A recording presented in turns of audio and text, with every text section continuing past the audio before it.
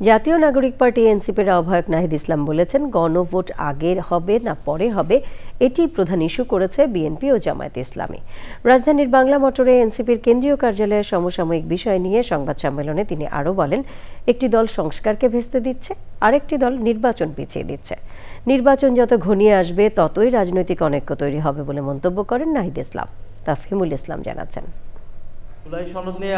সমসাময়িক বিষয় নিয়ে সংবাদ সম্মেলন আয়োজন করে জাতীয় নাগরিক পার্টি এককভাবে বক্তব্য তুলে ধরেন দলটির আহ্বায়ক নাহিদ ইসলাম। রাষ্ট্র সংস্কার চাই, পরিবর্তন চাই।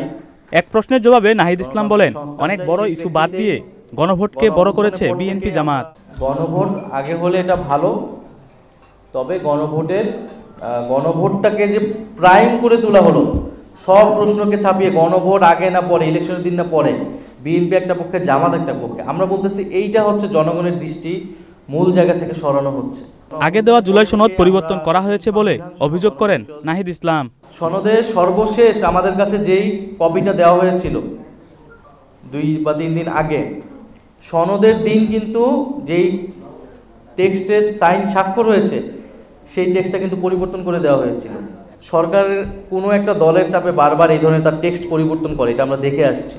বিভিন্ন জায়গায় শেখ মুজিবের ছবি টাঙানো নিয়ে এনসিপির আহ্বায়ক বলেন, মুক্তিযুদ্ধের প্রাপ্যটুকু শেখ মুজিবকে দিতে চান তিনি।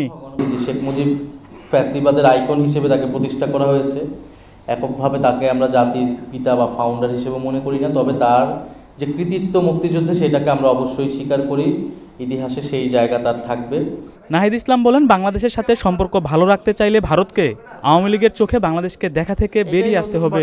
এটাই গণতন্ত্রের বার্তা দিচ্ছে। ধন্যবাদ। তাফহিমুল ইসলাম, চ্যানেল আই, ঢাকা।